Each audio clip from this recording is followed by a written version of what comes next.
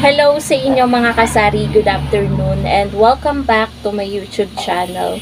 So for today's video, excited ako guys na ipakita sa inyo itong aking mini kiluhan, mini timbangan or kung ano mang tawag dito. Dahil guys ito ay pinurchase natin, in-order natin to sa Lazada para dito sa ating tindahan. Dahil medyo nahihirapan ako sa gamit kong timbangan, yung bakal na mabigat guys. Pero hindi naman siya digital, yung kiluhan talaga na yung dati pang kiluhan. Naisip ko na bumili ng ganito guys. Ito, in-order ko lang to guys kahapon at dumating na din ngayon. Ito ay, ito guys, oh, timbangan. Dito guys, kapag may magtatanong na sa vlog ko, ilang grams ba yung ganyan mo? Yung asin, yung cornstarch, yung harina, tsaka yung munggo, hindi ko masagot kung ilang grams. Kasi doon sa isang kiluhan na malaki, yung bakal, hindi nakikita doon kung ilang grams. So, eto, dito, makikita ko talaga, kada isang guhit kasi dito, nitong kiluhan na maliit na to, kada isang guhit, pumapatak siya ng 40 grams. So, ang capacity po nito mga kasari ay 5 kilos. Kada 1,000 grams, equivalent po siya sa 1 kilo. So, eto, magre-repack tayo mga kasari ngayon ng 1 kilong munggo. In-order ko to nung Martes. Ngayon Thursday lang natin siya i-repack kasi nga ito ay in-order ko kahapon. Kahapon is Wednesday. Dumating ngayong Thursday. So, ngayon tayo magre-repack ng munggo. Tingnan natin mga kasari kung gawa ba to. Ayan, makikita nyo naman, sakto siya. Dun sa pinaka, ano niya, nakatapat siya sa 0. So, ilalagay natin to kung 1 kilo ba talaga siya. Ayan. Eto guys, oh, nakapatak siya sa 1,000. Makikita nyo, di ba? Gawa talaga yung ating mini timbangan. At super thankful ako na gawa ang ating mini timbangan. Kasi guys, sa ibang nakaka-order nito, dumadating sa kanila ng may depekto, hindi gawa, ganyan, hindi gumagana. So, ayun, kaya thankful tayo na maayos yung dumating sa atin. And ito guys, kung gusto nyong mag-order nito, ilalagay ko na lang yung link nito sa description box. Pasensya na at nabubulol-bulol ako. Pero ito ay in-order ko sa ZXD Shop. So, hanapin nyo na lang guys. ZXD Shop. Nasa ano pa to? Sa Manila pa to galing. Yun, taga Manila yung seller nito. And 132 pesos yung pinagbayaran ko dito. Ito pang ha guys, so kinuha ko pa sa basurahan nitong plastic yung pinaglagyan nitong ating mini timbangan. Ayun na lang ang tawag ko sa kanya kasi ang haba ng pangalan niya dito sa ano eh. So ngayon guys, mag-start na tayong timbang ng mga repak-repak natin. Actually, hindi lang munggo yung nakapila dyan na titimbangin natin. Meron pa tayong harina at cornstarch na hindi pa nare-repak. So, talagang magagamit talaga natin ng maigi ito mga kasari, itong ating mini timbangan. So, ayan. Ilang peraso? Isa lang? Dalawa? Meron lang mga kasaring bumili ng swak tsaka kape na Nescafe stick. Ingay ng aso namin yung isa. Nainitan yata. Sobrang init kasi mga kasari ng panahon ngayon. Grabe. Sobrang init ng panahon, ang taas ng bill sa kuryente. So, mag-start na tayo guys. Alam nyo ba, mga kasari, kapag nag-o-order ako, may saysay talaga yung mga ino-order ko. And para talaga sa tindahan. Yung mga, most of the time, yung mga ino-order ko para sa tindahan. Yung nakaraan, di ba, cash box para sa GCash natin. Sa tindahan din yun.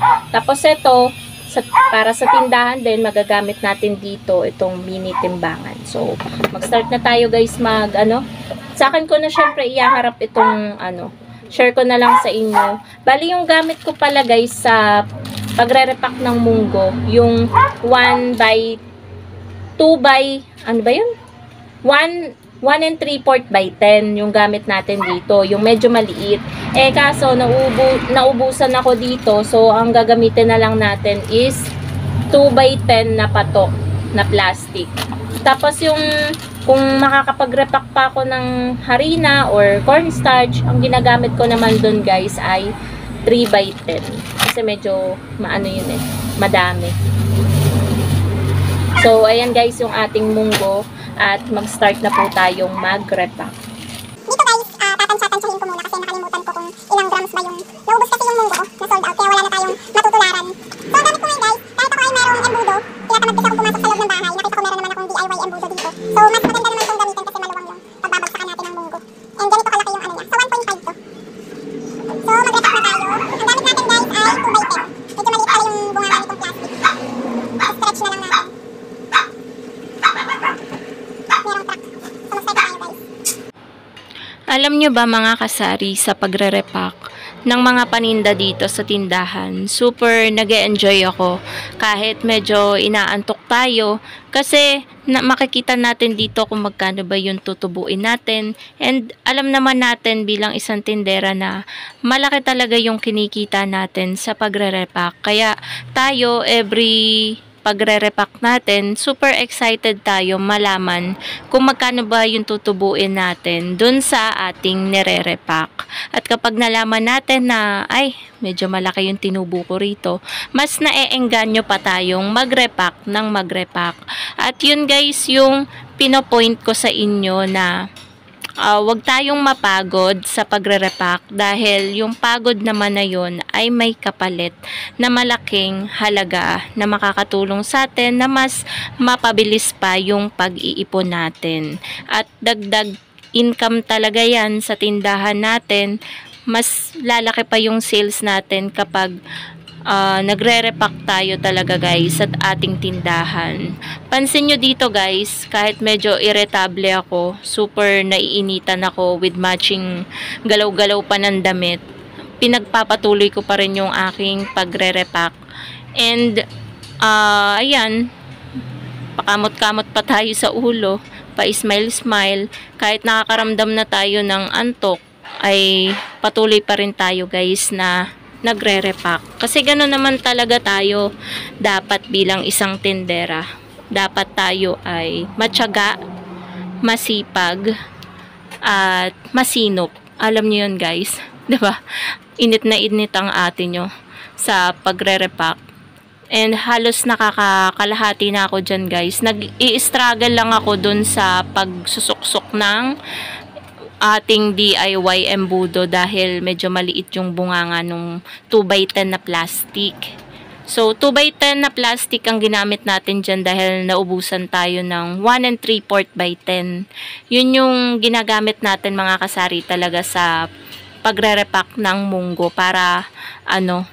Kaya konti lang yung tinubo natin dito sa munggo dahil nga medyo malaki yung plastic natin, guys.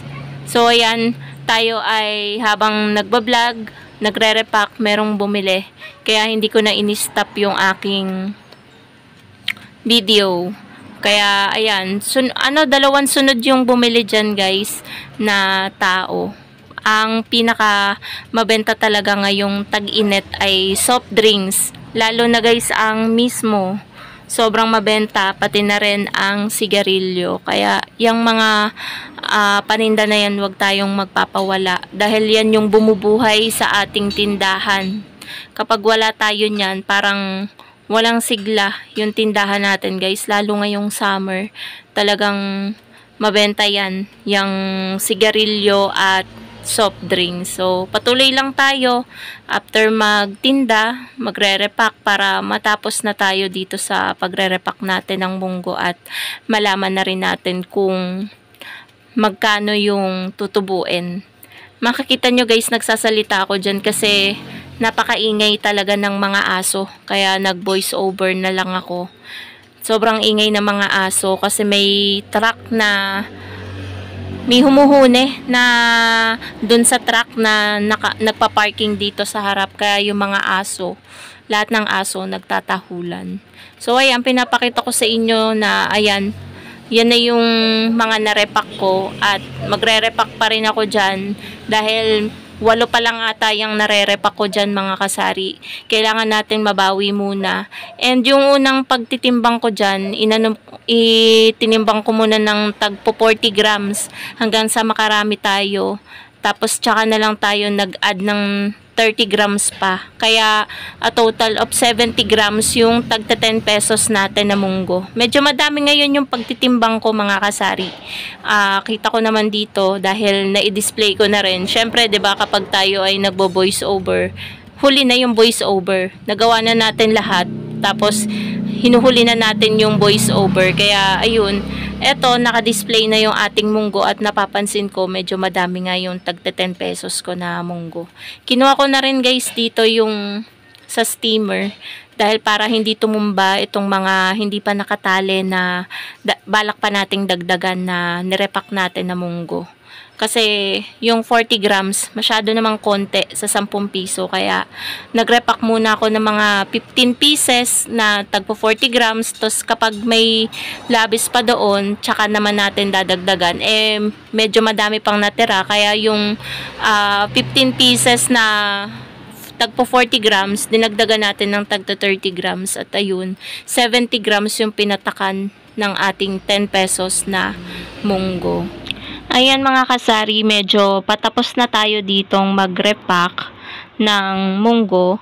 At ito, lately, share ko lang sa inyo guys, medyo busy ang atin nyo.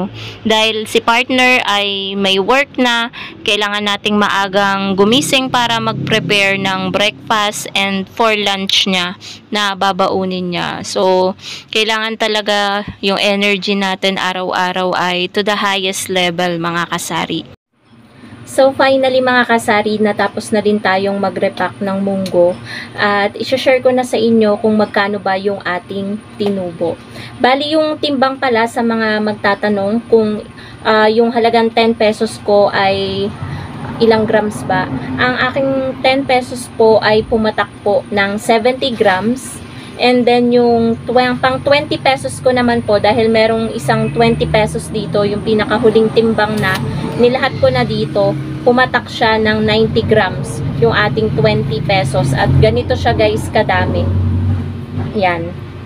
Napakarami nito mga kasari dahil ito ay 2x10 na plastic. Medyo mataba siya at mahaba. Ayan ang ating 20 pesos. At ang tinubo po natin mga kasari sa halagang 100 pesos na munggo ay 60 pesos po. 'Di ba mga kasari? Napaka talaga na nagre-repack tayo kasi bukod sa malaki na yung tinutubo natin sa pagre-repack ay nakaka-enjoy pa at nakakatanggal siya ng antok. Kasi lalo ganito guys sa oras na to, talagang nakakaantok, 'di ba? Hikab ako ng hikab. Pero nagiging mas productive yung araw natin dahil nga kahit tayo ay inaantok, meron tayong nagagawa para sa ating tindahan. At eto po mga kasari yung puhunan naman. Ayan, dito ko na inilagay sa isang layer ng lagayan natin ng steamer, yung steamer natin guys ng siomai at siopaw. Kasi ito yung pangatlo, hindi naman natin siya nagamit. Yung una at pangalawa lang yung nandun sa labas. So ito yung pinakapuhunan, 10 piraso ng tagta 10 pesos na 70 grams. And then ito naman guys yung ating tubo. So yun lamang mga kasari. Napaka talagang idea na tayo mismo ang nagre-repack ng mga paninda nating tuyo, asukal, harina, cornstarch at marami pa pong iba. Kasi guys, ang laki talaga ng kita natin kapag tayo ang nagre-repack kaysa yung bibilhin na natin ng naka-repack na. Mas malaki po yung dagdag kita at dagdag income sa ating tindahan. So yun lamang po mga kasari, and thank you so much din sa ating bagong timbangan, mini timbangan dito sa tindahan. Yun lamang po mga kasari. Bye!